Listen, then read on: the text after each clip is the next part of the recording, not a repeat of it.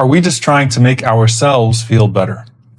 أعوذ بالله السميع من الشيطان الرجيم بسم الله الرحمن الرحيم الحمد لله رب العالمين ولا عدوان إلا على الظالمين والعاقبة للمتقين اللهم صل وسلم وبارك على عبدك ورسولك محمد صلى الله عليه وسلم وعلى آله وصحبه وسلم تسليما كثيرا. We begin by praising Allah subhanahu wa ta'ala and bearing witness that none has the right to be worshipped or unconditionally obeyed except for Him, and we bear witness that Muhammad sallallahu alayhi wasallam is His final messenger.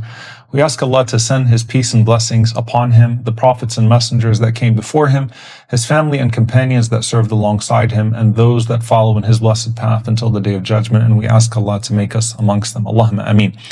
Dear brothers and sisters, there is a question that has come up now in the wake of Gaza quite a bit, which is, how do you continue to teach while at the same time observing a genocide? And what should you be teaching? What should we be lecturing about? What should we be studying in the wake of this genocide? And how much does religion play a role in inspiring people to continue versus becoming complacent with the circumstances that are ahead of us? And subhanAllah, usually when something starts, there is a renewed interest in that cause. And so you'll find that there is almost unanimity where there is any place where people can speak about the issue, that everyone's talking about the same thing. And then as time goes on, you see that the nature of the khutbah start to change. You see that the nature of the lessons start to change. And that is indicative of how the people as a whole have moved on. Now, when it comes to Gaza, where you have something that has continued for so long and with no end really in sight when it comes to the cruelty of the Zionist occupation against our brothers and sisters, there is a question, what are we supposed to be focusing on at this point? And are we inspiring people towards contribution, or are we making them complacent with the circumstances ahead? And by the way, even with the people of Gaza, there is a sentiment at times that they don't want to continue to be spoken about as heroes. They want your support against their villains. They don't want you to keep talking about how great they are. They want you to be as great as you can so that you can uplift them in these terrible circumstances that they are in. This factors into a larger question: the role of religion, the role of religious teaching this day and age, and how we speak about these various things. And it goes back to a statement that Marx famously said, that religion is the opium of the people, that religion is a means of social control, that religion is a means of sedation, that religion is a means of complacency. And it does not cause people to rise above in the midst of their circumstances. Instead, it causes them to become complacent with their circumstances and for everyone to accept this as the divine will of God without making their best effort. And that can be true in regards to some religious teaching. It can be true in regards to some religions. When the foundation of religion is one that robs you of your choice, that robs you of your efforts, that robs you of your ability to impact and influence your own circumstances or the circumstances of someone else, then of course it can make you complacent. When you believe that we are in a puzzle, or we are in the midst of something that is happening without any control ourselves, of course, and especially if you believe that it's divinely sanctioned. What makes us different as Muslims, right? And subhanAllah, you'll find that there's a common phenomenon that's discussed, which is slaveholder religion versus liberation religion. Like, I want you to just think about this in terms of the United States slave trade. The slaveholders and the slave owners were using the Bible to oppress. They were constructing an image of God of the white Jesus, and you are meant to be this way because of the color of your skin, and this is what God has ordained for you.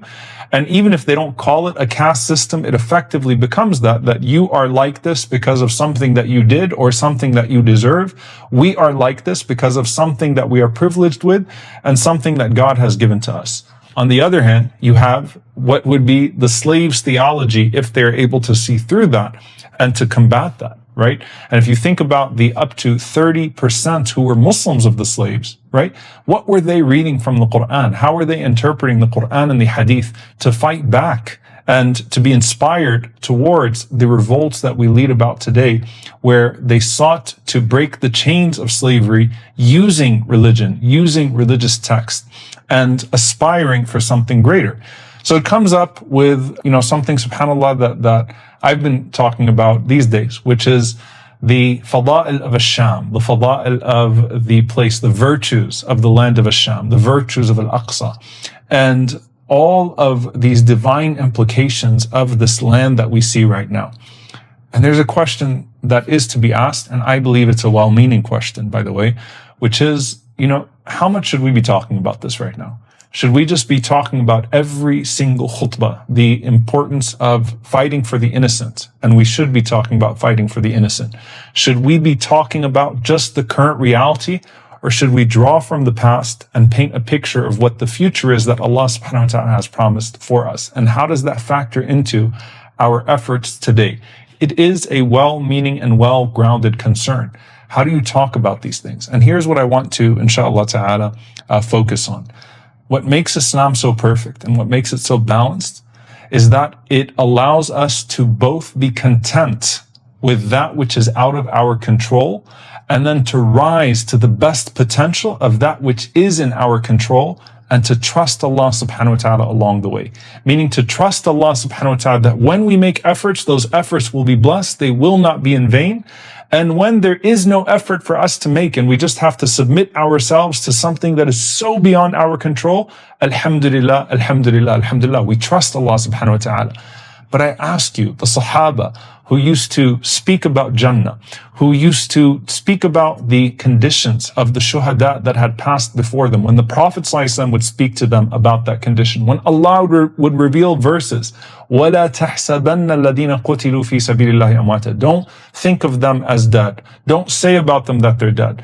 Did that cause the Sahaba to say, well, if that's the case, if Shahada is what's ahead, if this whole thing about dying for the sake of Allah subhanahu wa ta'ala is ahead of us, then why not just go in the battlefield and submit ourselves to death?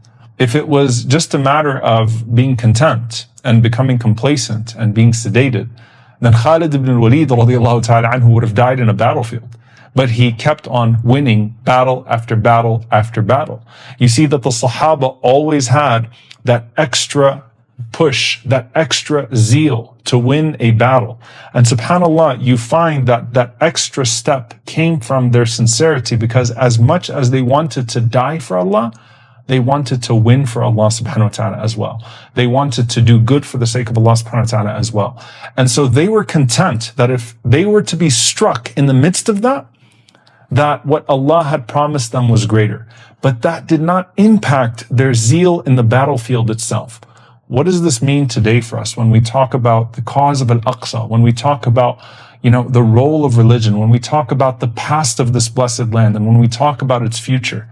What it means is that this cause is one that will be alive until the day of judgment, and we need to make sure that every generation knows exactly what they are fighting for. They know exactly what they are struggling for.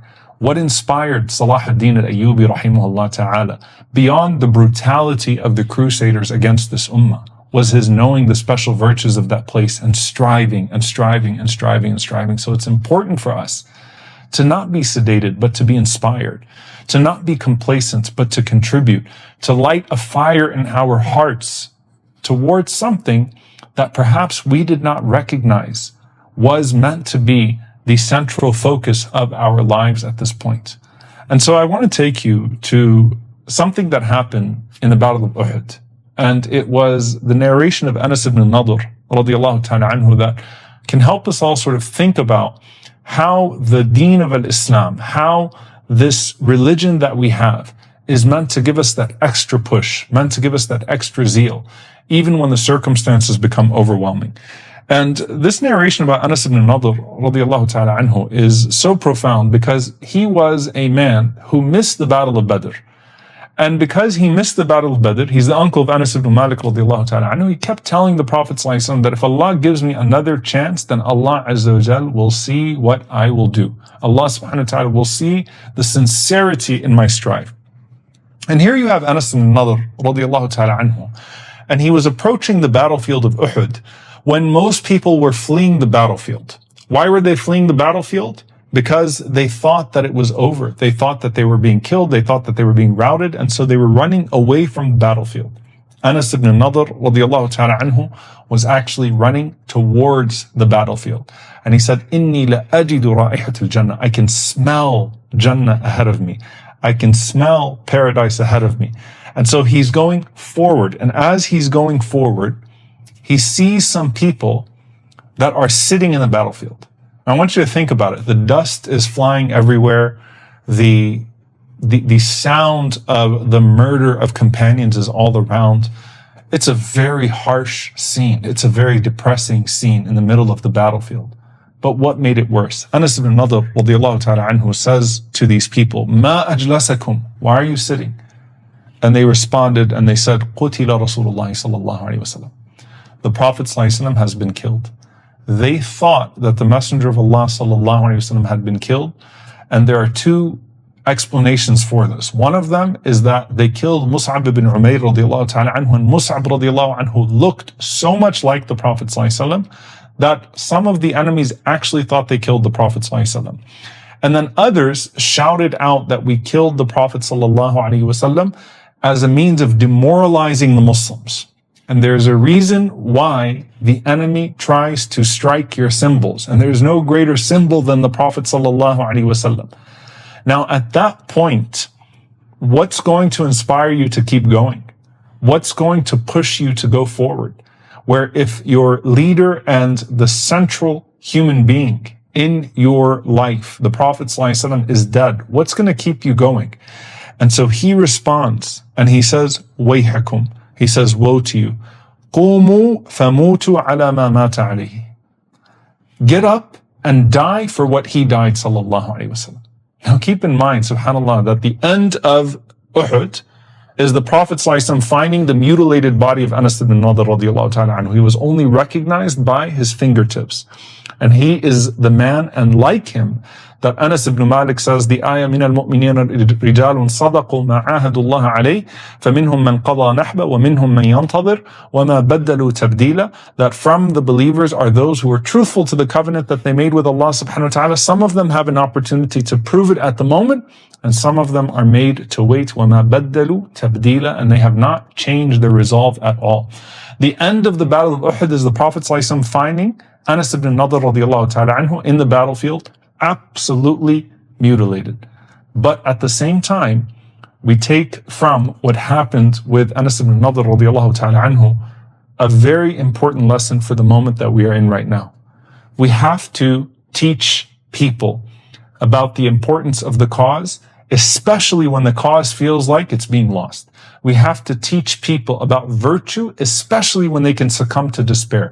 We have to teach people about victory, especially when defeat seems most imminent.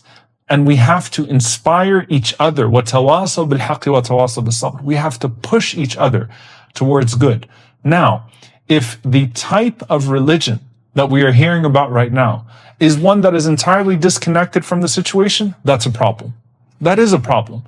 If everything that is being spoken about is divorced from the reality on the ground, the occupation of Al-Aqsa, the destruction of Al-Ghazza, that is a problem.